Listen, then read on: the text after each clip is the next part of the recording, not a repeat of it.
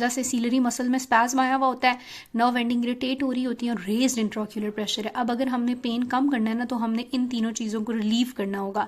तो सबसे पहले हम लोग साइक्लोप्लीजिक यानी एट्रोपिन देते हैं तमाम केसेस में, क्योंकि एट्रोपिन जो है वो स्पैज्म को रिलीव करके पेन को कम कर देता है, प्यूपिल को भी डायलेट कर देता है, और तीसरी बात वो कहता है कि क्या करता है, कैपिलरी की परमिएबिलिटी को कम करता है, जिससे एक्सुडेट डिक्रीज हो जाता है। तो मे बी जो पेशेंट का पेन है या इतना ज़्यादा उसको दर्द हो रहा है तो वो कुछ हद तक कम हो जाएगा। ठीक है।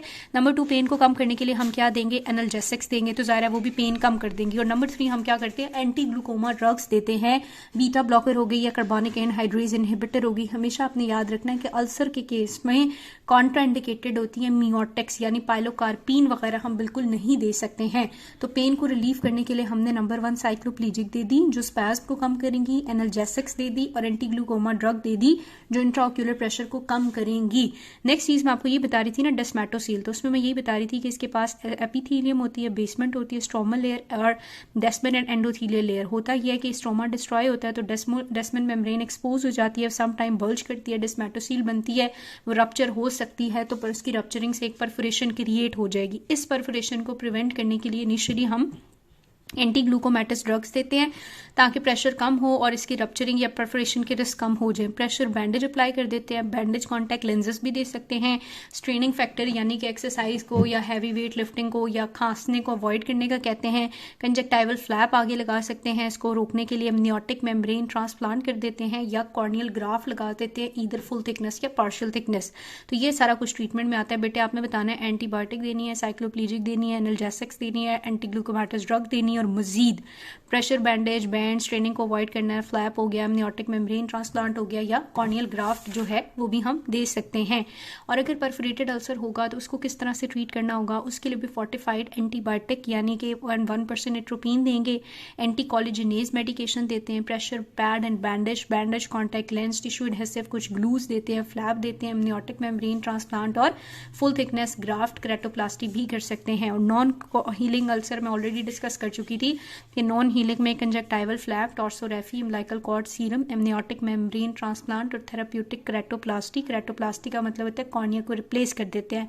तो ये सारा बेटा ट्रीटमेंट है, ये तो आपको याद करना पड़ेगा, इसमें तो मैं कोई हेल्प नहीं कर सकती, लेकिन आपका प्रोटोकॉल आपने याद रखना है कि क्या प्रोटोकॉल है हमारे पास। ये प्रोटोकॉल है कि इन्फेक्शन कंट्रोल करना है, पेन कंट्रोल करना है, डिस्मेटोसील को ट्रीट करना है, परफोरेटेड अल्सर को ट्रीट करना है और फिर नॉन हीलिंग अल्सर को ट्रीट करना है। ठीक है, 2 चीज़ें आपने याद रखनी है कि जो स्टेरॉइड और जो पैड्स हमने अप्लाई करने होते हैं ना, इनका जो यूज़ है ना वो अभी कॉन्ट्रोवर्शियल है। स्टेरॉइड यूज़ करने से हमें फ़ायदा ये होता है कि अल्सर वाली जगह पर नेक्रोसिस और स्कारिंग कम हो जाती है, लेकिन नुकसान ये होगा स्टेरॉइड से कि फाइब्रोब्लास्टिक एक्टिविटी इनहिबिट होगी, वाउंड हीलिंग नहीं होगी और परफोरेशन का रिस्क बढ़ जाएगा। तो स्टेरॉइड यूज़ करने चाहिए या नहीं करने चाहिए ये हमें नहीं पता।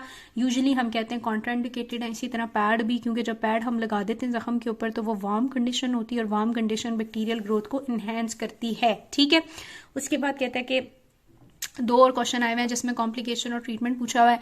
तो कॉम्प्लिकेशन हम डिस्कस कर चुके हैं, आयराइडोसाइक्लाइटिस हो सकता है, सेकेंडरी ग्लूकोमा हो सकता है इसकी वजह से।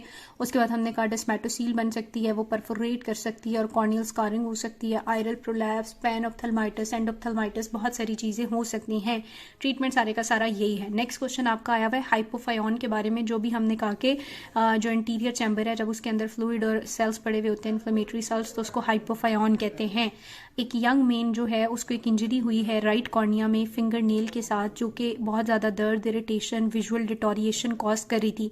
पेशेंट ने कुछ सेल्फ मेडिकेशन की, डॉक्टर को कंसल्ट किए बगैर, और अब वो आया आपके पास स्वेयर पेन के साथ, रेडनेस के साथ और विजुअल डिटोरिएशन के साथ। एग्जामिनेशन ने रिवील किया कि कॉर्नियल सर्कम कॉर्नियल कंजेशन है, माइल्ड कॉर्नियल एडीमा है और हाइपोफायन प्रेजेंट है। What is हाइपोफायन?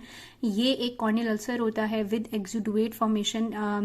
कॉर्नियल ये जो केस है ना, ये बेसिकली कॉर्नियल अल्सर का केस है और इसमें जो हाइपोफायन बना हुआ है, हाइपोफायन का मतलब है इंटीरियर चैम्बर के अंदर एक्सुडेट पड़ा हुआ है। यूजुअली ये आयराइडोसाइक्लाइटिस यानी इंटीरियर यूवियाइटिस के साथ एसोसिएटेड होता है।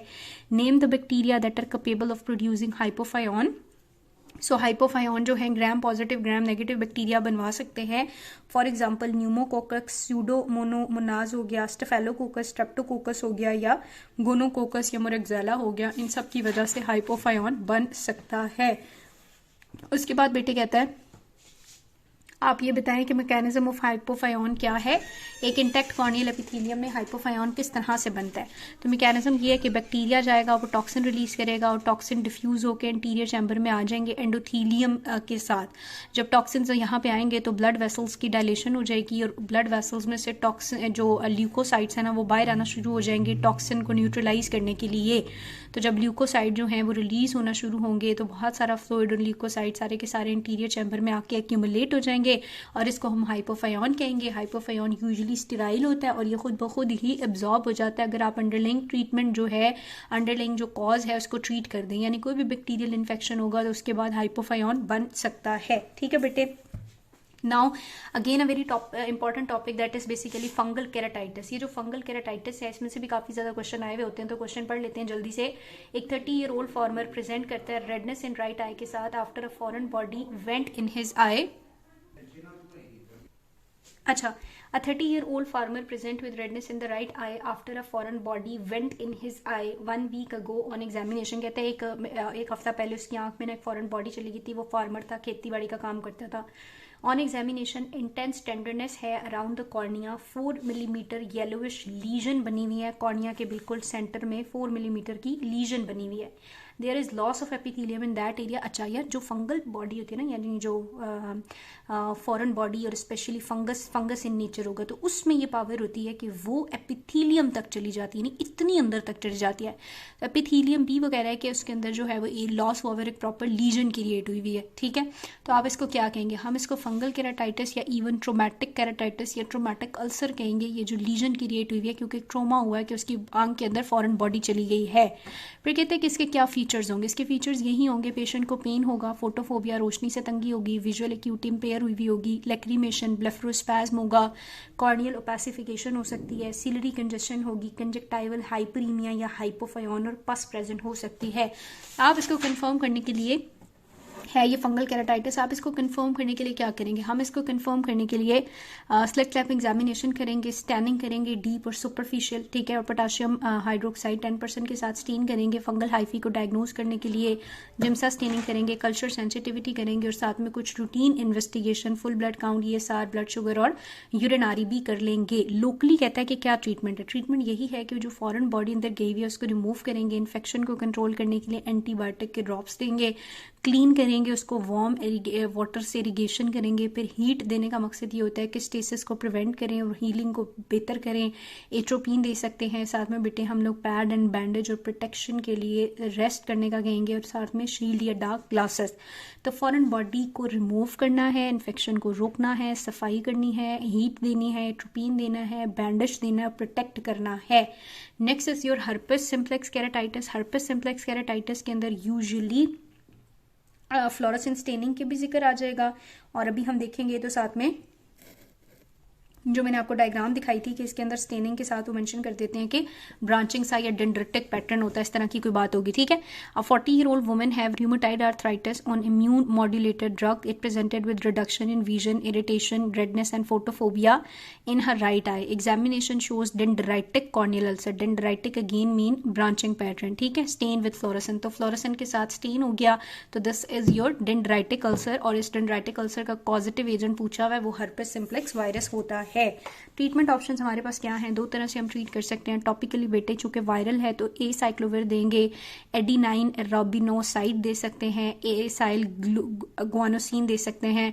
उसके बाद डीब्रिजमेंट कर देते हैं, वार्म कंप्रेशन करते हैं, टॉपिकल कॉर्टिकोस्टेरॉइड, टॉपिकल एंटीबायोटिक और साइक्लोप्लीजिक। चूंकि उसको साथ में रूमेटॉइड आर्थराइटिस भी है तो कुछ ऑटोइम्यूनिटी का भी चक्कर है बीच में, तो कॉर्टिकोस्टेरॉइड। इसी तरह हम लोगों ने उसको सिस्टेमिकली ओरल एसाइक्लोविर और ओरल एंटीबायोटिक्स देनी है प्रोफिलेक्टिकली किसी भी सिस्टेमिक इन्फेक्शन को रोकने के लिए। कहते हैं इसमें कॉर्निया कैसे इन्वॉल्व हो गया? ठीक है, कॉर्निया की इन्वॉल्वमेंट कैसे हो गई? तो कहते हैं कॉर्निया ऐसे इन्वॉल्व हुआ कि जब रिकरेंट इन्फेक्शन हो रहा होगा, वायरस की जो एक्टिवेशन है वो ट्राइजेमिनल गैंग्लियन और 5th नर्व में होगी। 5th नर्व की वजह से वायरल ट्रेवल करेगा अलोंग द नर्व और आपकी आई में चला जाएगा और जाके वहां पे अल्सर कॉज कर देगा। कहाँ पे? कॉर्निया में। ठीक है। सो ये नर्व के अंदर इन्फेक्शन होता है जो स्प्रेड करके आपके आंख और आंख से फिर कॉर्निया के अंदर अल्सरेशन कॉज करता है। कौन? हर्पेस।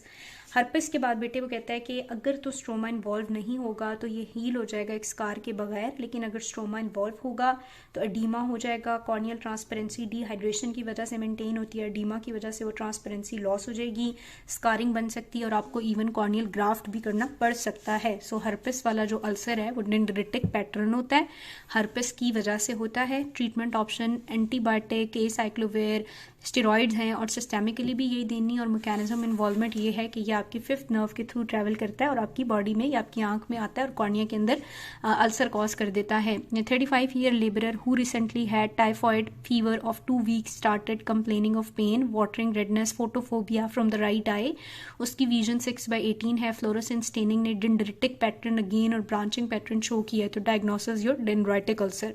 डिफरेंशियल डायग्नोसिस क्या है? डिफरेंशियल डायग्नोसिस ये है कि हमारे जहन में आ सकता है कि ये एक वायरल इन्फेक्शन है ना, या कैराटाइटिस है, तो ये हर्पिस ज़ूस्टर कैराटाइटिस हो सकता है, डेंड्रिटिक कैराटाइटिस हो सकता है, एकेंथेमेबा कैराटाइटिस हो सकता है, हीलिंग कॉर्नियल अल्सर हो सकता है, या ड्रग इंड्यूस कैराटोपैथी भी तो हो सकती है। सो हम लोग क्या करते हैं कि इसके डिफरेंशियल डायग्नोसिस में ये सारा कुछ लिख लेते हैं। मॉर्फोलॉजिकल टाइप इस अल्सर की क्या है? एक्यूट या क्रॉनिक। एक्यूट में डेंड्रिटिक और जियोग्राफिकल, और क्रॉनिक में हम कहते हैं पंक्टुएट, फिलामेंट्री, ब्लॉथी या ब्रांचिंग इन नेचर हो सकता है मॉर्फोलॉजिकली। एक 40 ईयर ओल्ड फीमेल है और वो स्टेरॉइड यूज़ कर रही है रूमेटॉइड आर्थराइटिस के लिए, और अब वो आपके पास पेन, फोटोफोबिया, रेडनेस के साथ आई है, विजन उसकी रिड्यूस हुई है 6/25 तक, और एक लीनियल अल्सर बना हुआ है विद ब्रांचिंग पैटर्न।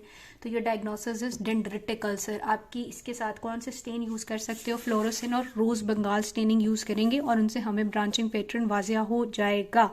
कहते हैं डेंड्राइटिक अल्सर में कॉर्निया में कौन कौन से साइंस प्रेजेंट होते हैं? तो सीलरी कंजेस्शन होती है, कॉर्निया की सेंसिटिविटी कम हो जाती है, स्टेन करेंगे तो ब्रांचिंग पैटर्न अल्सर नजर आ जाएगा, फॉरेन बॉडी की सेंसेशन होगी, विजन कम होगी और फोटन फोबिया और लैक्रिमेशन तो होंगी ही होंगी। ट्रीटमेंट में आपने क्या करना है? विदाउट ट्रीटमेंट ये जो अल्सर होता है डेंड्राइटिक अल्सर, ये खुद ही हील कर जाता है 50% केसेस में, लेकिन आप ट्रीट करोगे तो 90% क्योर हो जाता है।